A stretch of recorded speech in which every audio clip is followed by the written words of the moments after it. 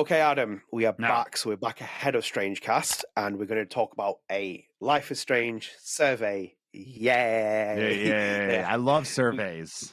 Oh, yes, and so does Square Enix. Yeah. So, Adam, I'm just going to jump straight into this so we can talk about it. We were going to cover it on StrangeCast, but we'll move other stuff around. We thought we'd bring this in because Is this Push Square? Sake. This is Push Square, yes. You know I'm an yes. Xbox boy. Like. Of course, yeah. Well, Xbox boys don't cover this apparently at the moment. So here it is. It says Square Enix wonders why Life is Strange Double Exposure didn't work out, which is a big headline to make as well there. It says Life is Strange Double Exposure just came and went last October, which seemingly dismal sales leading to developer Deck 9 Studios conducting second round layoffs in 2024. Publisher Square Enix appears to think it should have made more of a splash, or at least been better. And we're inclined to agree. Deck 9's Life is Strange effort, spin-off True Colors, was at least a critical hit, and it didn't have the advantage of original protagonist Matt Caulfield going for it. As publishers will, Square Enix has sent a survey, thanks to PlayStation Lifestyle, I think it is, to solicit feedback from fans to determine what went wrong. With a critical Metacritic score of 73 and a user score of 4.2, it's clear something was lost along the way. Compared with True Colors is 81 and 6.9 respectively. Nice. That's also as well. It should be an apostrophe after the S, just to point that out there. Oh my God. The 15-minute questionnaire titled "quote unquote" "Calling all Life is Strange fans, we want to hear from you." And quote, asked fans to share their thoughts and feelings on Double Exposure's story, gameplay, and technical performance. It also asked players whether they thought the game was worth purchasing and whether their experiences has affected their interest in the new entries in the series. So, Adam, I'll read out some of the things we've seen because there's a Reddit thread from Grey_Disposable3563 who's posted some screenshots. In here as well, it says, thanks for answering questions so far. For the rest of the survey, we'd like to hear your perspective on Life is Strange Double Exposure. There are no right or wrong answers. We'd just like your honest thoughts, feelings, and opinions about the game. And some of them here say as well, it says, how did you hear about Life is Strange Double Exposure? Please select the first source you can remember. So digital ads, influencers, Jesus Christ, game trailers on YouTube, etc. So you have all kinds of different things. There's one here from a screenshot that says, based on what you know about the game, how much do you agree with the following statements about Life is Strange Double Exposure? So from strongly disagree to strongly agree, it's engaging problems and puzzles to solve, interesting cast of characters, fitting follow-up to Max Caulfield's story, provides an unforgettable experience, exciting addition to Life is Strange franchise, provides opportunities for emotional connection or empathy, interesting setting that I want to discover and explore, meaningful choices and impact in the game. There's other things here as well. Below, you find some of the potential reasons they might have contributed to your decision for not purchasing Double Exposure. Please carefully review each of the sections of the question, then select the top 5 that are most applicable. So some of them are, the characters feel uninteresting, unrelatable. The gameplay seems repetitive and lacks innovation. The game does not fit in what I expected of Life is Strange franchise. There's so many choices here. And there's also a little box at the end as well where it's like, you can now imagine that you have the opportunity to directly speak to the developers of Life is Strange Double Exposure. What would you tell them? Anything that they can do to make you more interested in purchasing and playing the game. Well, are they going to mail them a letter after they laid them off? It's like, what would you tell the developers? I wish you had your job back. Can I tell them that? Yeah, you took the words out of my mouth. I think it's a little bit too late to kind of like direct feedback to them specifically. Yeah, are they going to go to Jonathan Stoddard like, hey, so the survey came back and we're just like, next time if you can improve on this. And Jonathan's like, are you hiring me back? Yeah. Is this a job interview? There's a lot in that survey. We didn't show it for different reasons because people have like acquired a link and we're just going to read out the stuff in there. But Adam, Square Enix's motif with the Life is Strange franchise for a long time has been feedback by surveys, because I swear I've seen so many feedback surveys non-stop from this franchise and from Square Enix. And I'll say it again as well, I said it on one of our previous videos as well, they really just need to sit back and look at what their IP is and their franchise and just understand it, because I don't think they know what the DNA of the franchise is. And feedback from fans is one thing, but we're getting to overkill status here. Yeah, it's wild to me. Like you showed the article, right, from Push Square, but you showed the article and like Square Enix like thought this would make a bigger splash, and even Push Square like, and we did too. I'm like, when? when did you think this game was going to be a big splash? Like, I can see, like, on paper, like, if you were to, pitch this game to somebody, hey, we're going to bring back Max Caulfield. She's going to be a university adjunct professor. I don't know what artist in residence, as they whatever call that specifically. means. Good for you, Maine. Wait, Vermont. Good for you, Vermont. Blue states. Maine. As someone who's moving to a blue county for a purpose. But yeah, no, like if Max comes back to Vermont to be a professor, an adjunct professor, and there's a murder mystery, sounds good on paper. But we saw the trailers, we saw the leaks, we saw the marketing. When did you think this game was going to be a big splash? I can understand, and that's the other thing. Square thinking that was going to be a big splash. Square Enix, the ones who like jump the gun and say like, "Oh, it didn't meet our expectations." Like, it's 3 days before release. Yeah, it already hasn't met expectations already. It's like, I don't know, man. It's overkill. It's overkill at this point. Did you see at the end of last year how many 30% sales they were putting out? Like the post repeatedly, it's like 30%.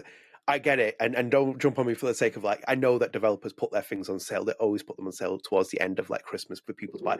But it was repeatedly like 30% sale for the Game Awards celebration, and then 30% sale at the end of year. Yeah. It's like there's a lot of 30% sale posts that I keep repeatedly coming up here, and even people starting, obviously people who are critical of double exposure. I mean, you see that all the time with Ubisoft games. Like, you never buy a Ubisoft game day one because they're always going to have it like 50% off within 6 months, Yeah. And now look where Ubisoft is now. Like, they're in financial turmoil. Same thing with double exposure. The amount of 30% off that it's happened like quickly within release, like very, very quickly. Yeah, it's a little bit wild, man. It's a wild ride. Same with Square though as well with Ubisoft. Like the financial year was pretty horrific when we were covering it last year. It wasn't like good in any respects. And it's like, yeah, we'll go back to the like. Look, fan feedback is important. There's two things I always have with fan feedback, because there'll be another conversation that'll happen on StrangeCast at some point. We'll do. Fan feedback is important because you should take it on board and incorporate it in your franchise. But then I also have a bit of skepticism with fan feedback in like wrestling, for example. I hate how wrestling has been dictated by fan feedback, because you have the neckbeards that are basically like driving the product forward rather than the natural process happening, and then you kind of convey to other expectations. But in terms of Life is Strange, obviously fan feedback's important because a lot of people have a lot to say here, and this is where I agree with it, because what you did in Double Exposure was lore destroying. So you destroyed a lot of the lore in terms of characters, in terms of what people had in their head, in terms of certain strategic points, as we talked about with we'll come in the last StrangeCast with Michelle's topic, where it was like, he was adding lore to the character. We talked about the fact that they needed people who had experience with these characters to come back and serve as consultants. And it's like, cool, you send another survey out. We've done a focus group last year, as we saw. There was like a post for that as well, and we covered it. Another survey is going out. Do you understand your own franchise at this point? Yeah. And deeply, that's the big question for Square Enix, because it's like, you don't understand it, because any identity and trace that I had of a franchise that had a DNA at true colors level has been stripped back completely. And your incentive was to bring Max back, and you felt like Max coming back with Hannah Tell would win enough fanfare for people to do it. But as the months went on, the marketing became even more catastrophic, because you kept doing things whether it was cat content, whether it was releasing the game 2 weeks early, whether it was someone getting a leaked access to the early, copy. dude. 2 weeks early. Abhorrent practice. Abhorrent practice. And people saw enough from that 2 weeks where they were like, actually, I'm just going to Steam refund this now, because we've already started to see where the elephant in the room is. And in itself as well, they might have actually done better if they kept the game at launch and then launched it all in one product, because people might have kept on hope until the last moment, but they didn't. Surveys are important, yes, but the other big question we have here as well is, are they actually going to listen to the surveys? That is the ultimate thing, because I've seen the conversation. I've had a couple of people talk to me, and they're like, well, they're doing a focus group, and they're doing a survey, and they're doing this. And I'm like, okay, I'm going to be like open-minded, where I'm like, it can change things, yeah? I've said it before as well, where I said that Square could change on feedback, as I've been like kind of heard things where I was like, okay, that would make sense. But I also put out a tweet not long ago where I said that Square was hell-bent on going in a certain direction. Yeah. And as you saw, the hell-bent direction that they went on with this game, it shows. Yeah. Are you going to listen to the feedback? Firstly, that's the big question people need to ask, because you can put in a rant in there and they might just look at it and be like, right, cool, and they chuck it out the window, because they're like, Yeah. we look at the feedback specifically because we wanted to find out if people like Safi and if we can spin off a prose novel about her. That's what I mean. They're seeing it as a product and not as an art form. Like, can we market a certain character? You know? Yeah. Because they're business people at the end of the day. We talked about with like Don't Know Where It's like the people that are talking about AI at the top level, but then the developers who came out with reactions being like, we don't agree with this at all, because it's the difference between speaking to the creative minds of something where they can try and do something to adapt it for the fans' expectations. When it's the overlord publisher that's doing it, it might just be suits in the room which are being like, actually, that's not what we like to hear. Chuck that out the window. Chloe, chuck that out the window. Oh, actually, Loretta Rice was interesting here. Maybe we can try and adapt that. And they might do that. And also, as well, as I said, death by focus groups, death by surveys. And you could easily end up with this next game having a Poochie style character, because that's the feedback they're getting. Yeah. Because they're not caring about people's ranting and raving. And we've talked about it repeatedly in the podcast and stuff. Red tape, bureaucracy, all these things always will forever haunt this franchise until Square reduces its grip over the franchise, in my opinion. That's when I believe that this has started to play out, because fan feedback is essential for me. But well, my biggest concern is like, what if the fan feedback says bring back Chloe, right? But here's my concern for that, right? One, I don't think they're going to bring back Chloe. But two, if they do bring back Chloe, what was everybody's biggest, including Michelle Coe, what was everybody's biggest problem with Max? They didn't recognize her.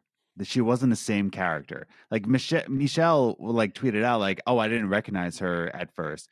What if they do bring back Chloe and everybody's more disappointed about how they brought back Chloe rather than how they didn't bring back Chloe? You know, we are truly a double-edged sword, man. Because I when you gave your take, I saw a lot of people react to it and they're like, "Well, no, it did a no, she has to stay alive." It was like, you're not gonna like it when they bring back Chloe, dude.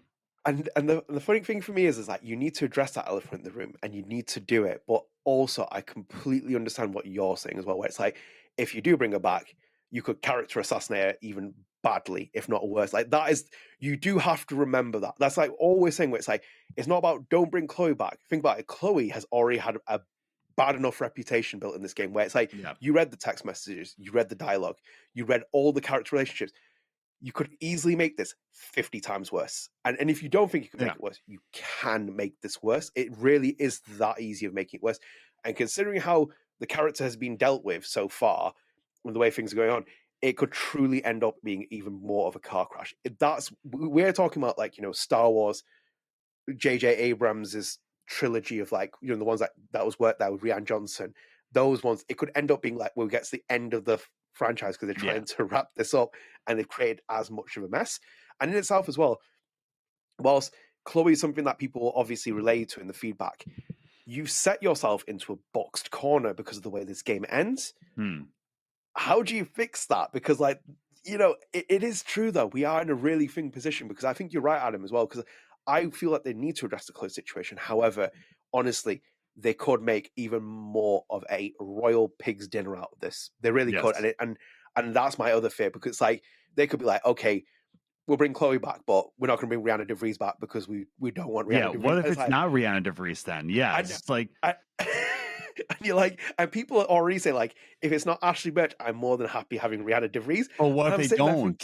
Like, what if they bring back someone completely different and then they botch Chloe like they've botched Max, They could also bring back Chloe and make her even more significantly antagonistic towards Max, because you've already established what the actual choice was in the game.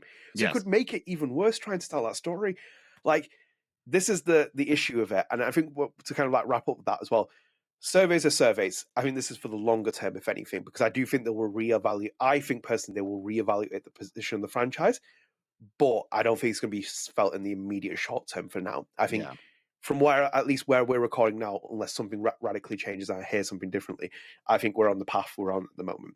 I think that's where we're going at the moment. But it truly is that. I think it could go from anything. They could just look at the feedback and be like, Chloe Price, chuck it. Oh, someone like Amanda. Maybe we could put Amanda in this role a bit more.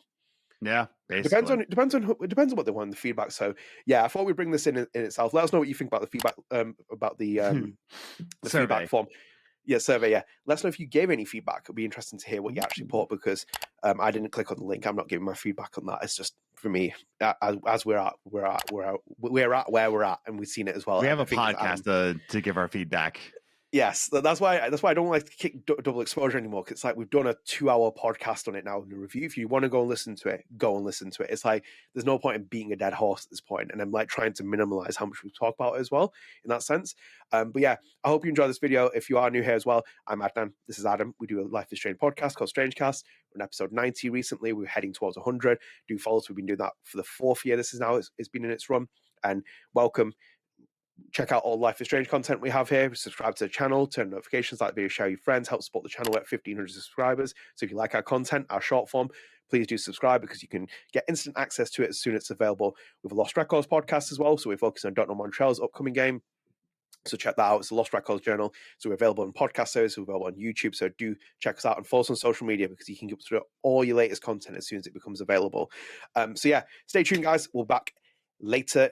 Well, back next week for StrangeCast. It'll be out on the Wednesday. So stay tuned. See you later. Bye. Later.